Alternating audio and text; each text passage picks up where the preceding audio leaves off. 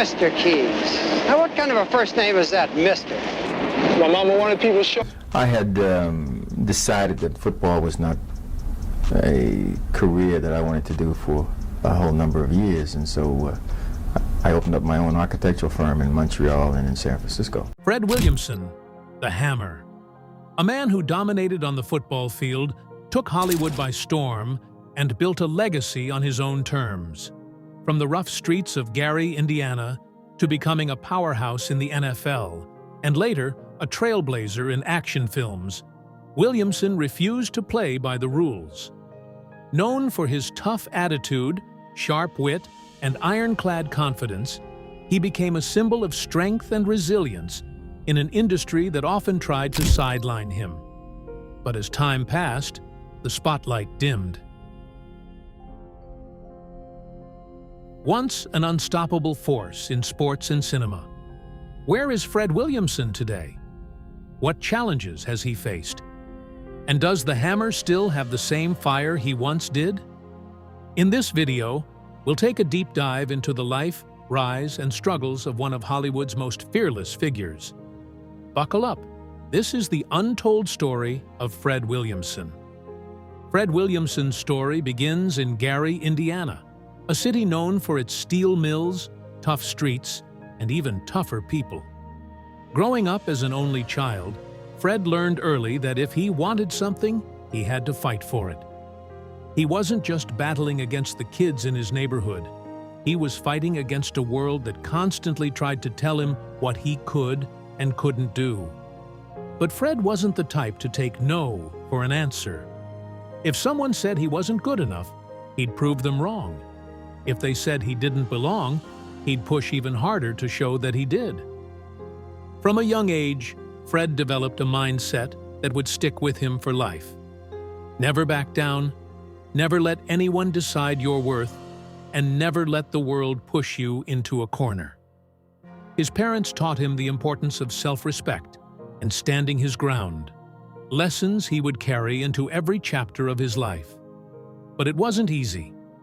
Gary, like many cities at the time, was a place where racial lines were drawn clearly, and opportunities for black youth were few and far between. He knew that if he wanted to make something of himself, he'd have to carve his own path. Eventually, his family made the move to Chicago, a city filled with both opportunities and obstacles.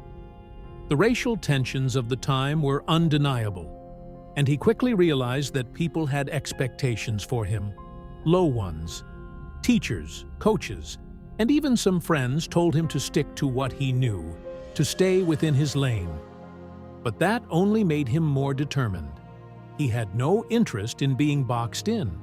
He wanted to go further, push higher, and see just how far he could take himself.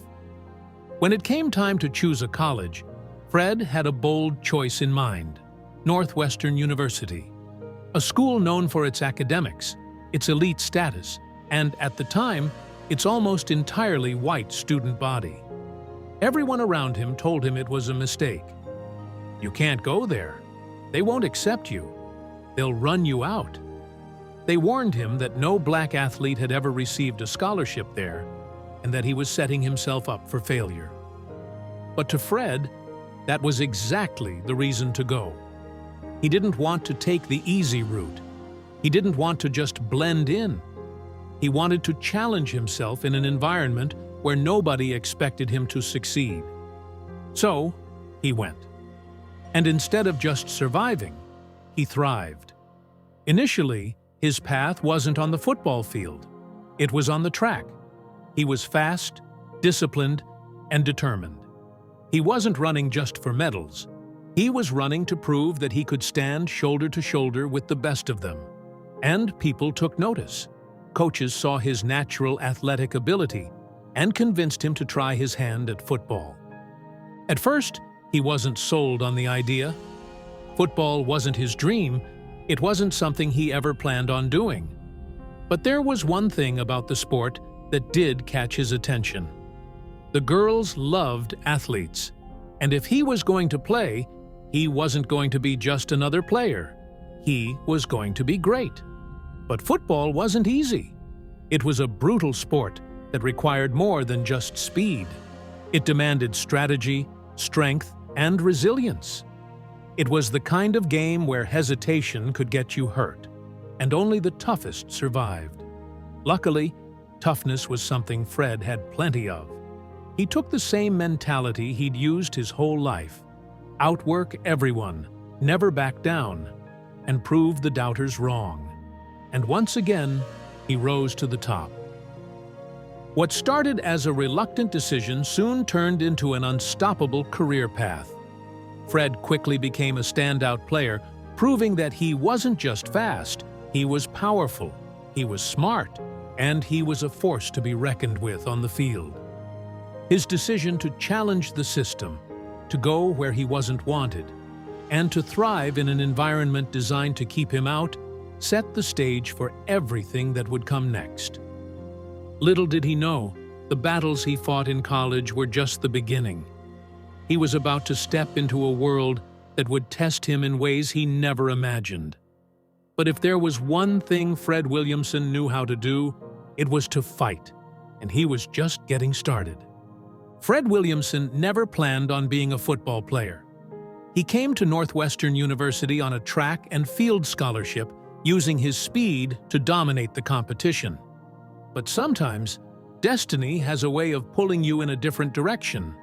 His coaches saw something in him, something more than just raw speed. They saw an athlete who had the toughness, the grit, and the determination to excel on the football field.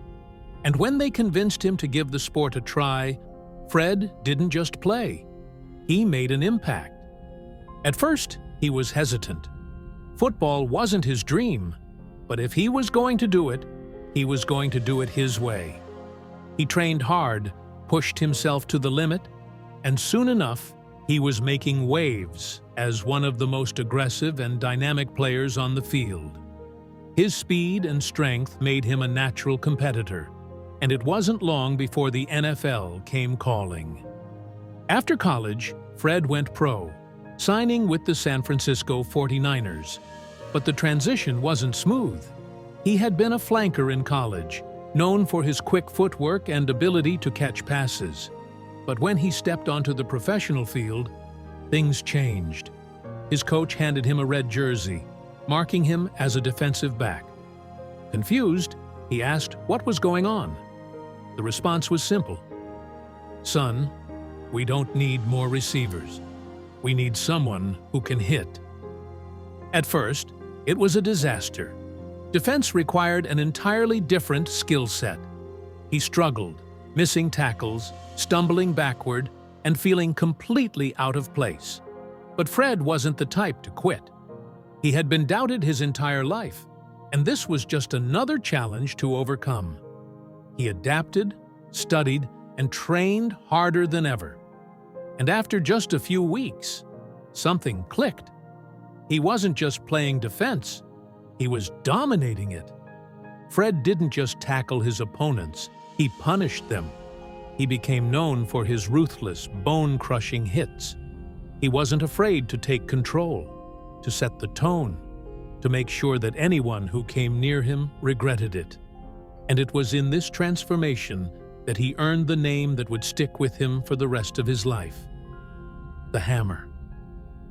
It happened in practice. After weeks of struggling, Fred finally had enough. He decided that if he was going to play defense, he was going to do it his way.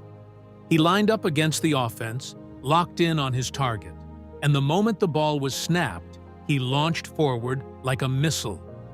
The collision was brutal. His opponent hit the ground hard, dazed, barely able to get up. The coach ran over, stunned. "What the hell was that?" Fred looked up and simply said, "I covered him." The coach shook his head and muttered, "Damn, son. You didn't just cover him, you hammered him." From that moment on, the Hammer was born.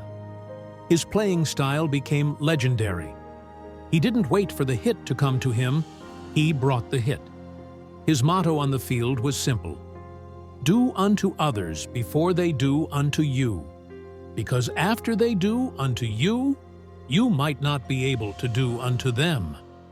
It was a mentality that made him feared by his opponents and respected by his teammates.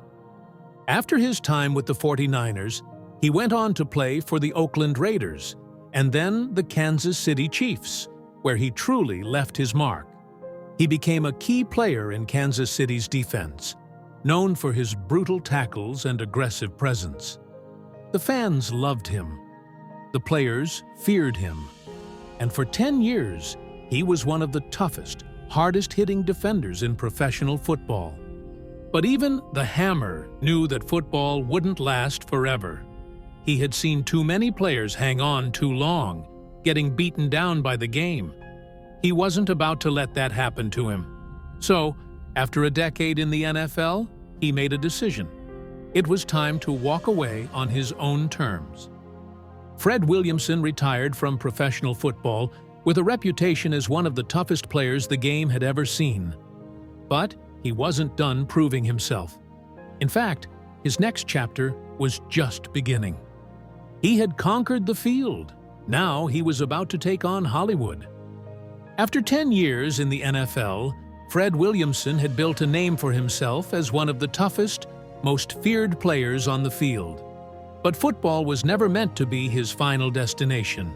He had conquered one world. Now it was time for another challenge. At first, he thought he had it figured out. He had studied architecture in college, and after retiring from the game, he opened his own firm in Montreal and San Francisco.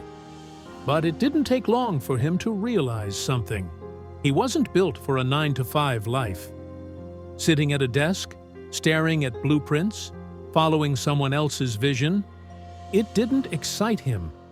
It didn't challenge him. He needed something bigger, something that let him take control. Then, one night, he was watching television. It was The Julia Show, starring Diane Carroll. Every week, she had a different love interest, and Fred noticed something. He looked better than every single guy they cast. That was the moment it hit him.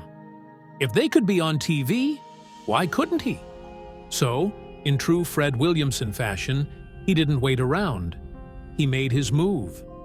He packed up, drove to Hollywood, and within days, he landed a role as Diane Carroll's love interest on the very same show he had been watching.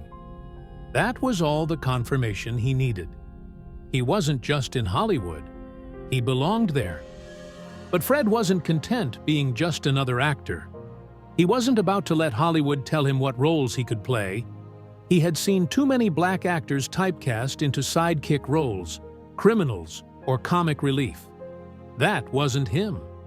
He wanted to be the leading man, the hero, the guy who walked into a room and owned it. Then came the Blaxploitation era of the 1970s, a wave of action-packed films that put strong black protagonists at the center of the story. Fred saw his opportunity, and he took it. He didn't just act in these films, he helped shape the genre. And right from the start, he set his own rules. He would never die in a movie. If he was the star, he wasn't going to be killed off for the sake of drama. He would always win his fights. No matter what, no one was going to make him look weak. If there was a love interest, he was getting the girl. He refused to be sidelined when it came to romance. These weren't just guidelines. They were his way of taking control in an industry that rarely gave black actors power over their own image. Fred made sure that every character he played was strong, fearless, and in charge. His breakout role came with Black Caesar, 1973, where he played a ruthless Harlem gangster rising to power. The film was a hit, and just like that, Fred Williamson was a certified action star. From there, he followed up with Hell Up in Harlem and 3 the Hard Way, teaming up with Jim Brown and Jim Kelly, 2 other black icons who, like him, refused to play by Hollywood's rules. These films weren't just action-packed. They were revolutionary. For the first time, audiences saw black men as heroes, as leaders, as figures of power. They weren't just running from danger, they were fighting back. And Fred? He was leading the charge. But as his career soared, he knew one thing: Hollywood was a game. And if you didn't know how to play it, you could lose everything. Fred wasn't about to let that happen. So while others were simply taking roles, he was watching, learning, and preparing for the next step, taking control of the business itself. Because in Hollywood, if you don't write the script, someone else will write it for you.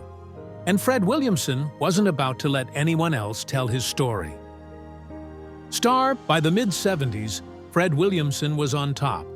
He had built a name for himself as a dominant force in action films, playing strong, fearless characters who didn't bow to anyone. Audiences loved it. His movies were making money. And for the first time, black heroes were leading their own stories on the big screen. But just as fast as Hollywood had embraced this new wave of action stars, it was just as quick to turn its back on them. As the decade came to a close, something started to change. The studios that once backed these films began shifting their focus. The same industry that had capitalized on the success of black-led action movies now labeled them as a problem. Suddenly, the term Blaxploitation, a word Hollywood never used when these films were making money, became an excuse to phase them out. Fred never accepted the label. To him, it was just another way for Hollywood to box in black actors and dismiss their work. He had one question: if John Wayne movies aren't called white exploitation, why should mine be called blaxploitation? His films weren't about exploitation, they were about representation. They gave black audiences a chance to see strong, independent heroes who fought back, took control, and refused to be victims. But Hollywood wasn't interested in that anymore. The shift was clear. Big studios were moving away from films with black leads. The funding dried up, the roles disappeared, and many of the stars that once dominated the screens found themselves struggling to stay in the game. Meanwhile, white action stars like Clint Eastwood, Charles Bronson, and Burt Reynolds were thriving. Their films followed the same formula: fast action, tough heroes, and a no-nonsense attitude. But no one called them exploitation. No one questioned whether their movies should exist. For Fred, this wasn't just about Hollywood trends. It was about control. The industry wanted to own the narrative. And when black filmmakers and actors started demanding more power over their work, the studios pulled back. Without big backing, getting movies made became an uphill battle. Distribution deals became harder to secure. The doors that had opened in the early 70s were now slamming shut. But Fred Williamson wasn't the type to sit around and wait for an invitation back in.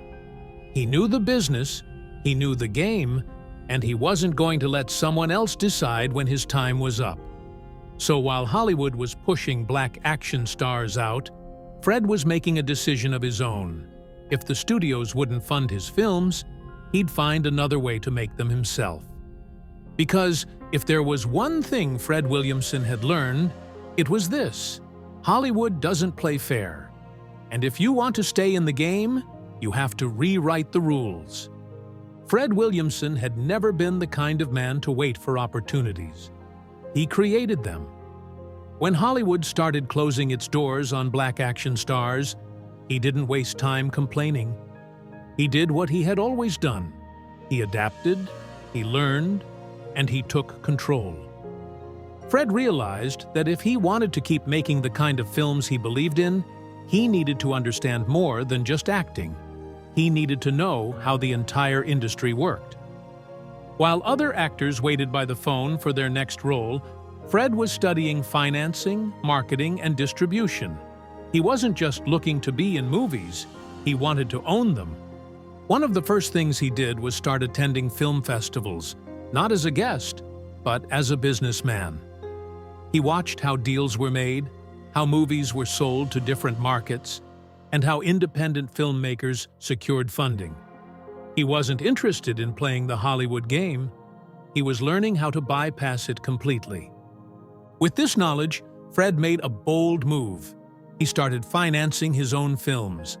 He didn't wait for studios to greenlight his projects. Instead, he raised money, assembled crews, and made movies on his own terms. And unlike Hollywood, he didn't forget where he came from. When it came to casting, he hired his friends, actors like Jim Brown and Richard Roundtree, giving them opportunities the industry had started taking away. But independent filmmaking wasn't easy. Without a major studio behind him, getting distribution was a constant battle. Hollywood controlled the theaters, the marketing, and the press, making it nearly impossible for smaller films to get the same exposure. But Fred wasn't the type to back down. He traveled internationally, taking his films to markets in Europe and Asia, where he was still seen as a major action star. While Hollywood was shutting him out, the rest of the world welcomed him with open arms. Even with all his success, Fred wanted one more big moment, a comeback that would remind Hollywood exactly who he was. That chance came with Original Gangsters, 1996, a film that reunited some of the biggest names from the Blaxploitation era, including Jim Brown, Pam Grier, and Richard Roundtree. It was supposed to be a celebration of everything they had built, a reminder that these stars still had power, presence, and influence. But once again, Fred ran into the same problems. The studio behind the film wanted to control the script, the direction, and the marketing. They wanted to water down what made these stars legendary. Fred wasn't having it. He fought to keep the movie true to its vision, but the pushback was relentless. The film was made, but not in the way Fred had envisioned. It was a reminder that, even after decades in the industry, Hollywood still didn't want him to play by his own rules. Despite the obstacles, Fred Williamson never stopped. He kept making films, kept producing, and most importantly, kept owning his image. He proved that success in Hollywood wasn't just about fame, it was about power and control. And Fred had both. Because at the end of the day, Fred Williamson never let Hollywood define him. He defined himself. After years of fighting Hollywood's system, Fred Williamson had enough. He had spent decades proving himself, first on the football field, then in the film industry, and finally as an independent filmmaker. But no matter how much success he achieved, the industry always seemed to push back, refusing to fully embrace him on his own terms. Eventually, Fred realized something. Why keep proving yourself to people who don't want to accept you? Hollywood had become a game he no longer wanted to play. The politics, the gatekeeping, the industry's constant need to control black talent, it was exhausting. So, instead of trying to force his way back in, he walked away. He left the glitz and glamour of Los Angeles behind and moved to Chicago, where he could live on his own terms. There, he found something he felt Hollywood had long abandoned: authenticity. People in Chicago weren't trying to play a role or fit into a system. They were real, and that's what Fred wanted. But just because he left Hollywood didn't mean he stayed quiet. Fred had built his entire career on being outspoken, and he wasn't about to stop now. One of his most controversial moments came when he called out Oprah Winfrey, criticizing her for not using her massive platform to uplift black creatives in Hollywood. While Oprah had become one of the most powerful media figures in the world, Fred felt she wasn't doing enough for the very people who had helped pave the way. How can you have that much power and not use it to help your own community? He questioned. To Fred, success wasn't just about making money. It was about bringing others up with you. And in his eyes, Oprah had failed to do that. He wasn't the only one who felt this way. Celebrities like 50 Cent, Monique, and Toni Braxton also spoke out against Oprah, accusing her of focusing more on tearing down black figures than lifting them up. 50 Cent criticized her for making documentaries about black men like Russell Simmons and Michael Jackson, while staying silent on figures like Harvey Weinstein. Monique accused her of blackballing her in Hollywood. And Toni Braxton recalled an interview where Oprah publicly humiliated her, despite claiming to support black women. Fred had spent his life fighting for respect, both in football and in Hollywood. And now, he was using his voice to challenge those in power. He didn't care if his words ruffled feathers. He never had. At this stage in his life, Fred Williamson wasn't looking for approval, and he wasn't chasing Hollywood's acceptance. He had built his own legacy, and he wasn't going to let anyone rewrite it. Because at the end of the day, Fred Williamson never needed Hollywood. Hollywood needed him. Fred Williamson never slowed down. Even now, long past the years when Hollywood was knocking on his door, he's still doing what he's always done: working, creating, and living on his own terms. He never let the industry define him, and he refuses to fade away quietly. Unlike so many of his peers who waited for roles that never came, Fred kept making movies, kept telling stories, and most importantly, kept owning his work. To him, success isn't about chasing validation, it's about control. He's been in the game long enough to see how Hollywood operates, and he knows that for young creatives, the rules haven't changed. The industry still tries to dictate who gets to be successful, who gets to tell their stories, and who gets left behind. But if there's one thing Fred wants the next generation to know, it's this: you don't need permission to be great. Do what makes you happy, not what others expect, he says. If you wait for Hollywood to open doors for you, you'll be waiting forever. Build your own doors. Kick them open if you have to, but never let anyone tell you what you can or can't be. His legacy isn't just about football or action movies or even the films he directed. It's about changing the way people see themselves. He showed black audiences that they could be the heroes, the leaders, the ones in control. He proved that strength wasn't just about physical power. It was about defiance, independence, and knowing your worth. Today, Fred Williamson stands as a symbol of what it means to forge your own path. His impact on sports, film, and culture is undeniable. Whether on the field, in front of the camera, or behind it, one thing has always remained true: the hammer never lets anyone else swing first. Fred Williamson's journey is one of resilience, power, and an unshakable belief in himself. From the gridiron to Hollywood, he refused to let anyone dictate his path. He built his own success, broke barriers, and proved that strength isn't just about physical dominance, it's about taking control of your own story. But now, we want to hear from you. What do you think about Fred Williamson's legacy? Was he ahead of his time? Or did Hollywood hold him back? Let us know your thoughts in the comments below. And if you enjoyed this deep dive into his career, make sure to like, share, and subscribe for more untold stories of Hollywood's most iconic figures. Thanks for watching, and we'll see you in the next one.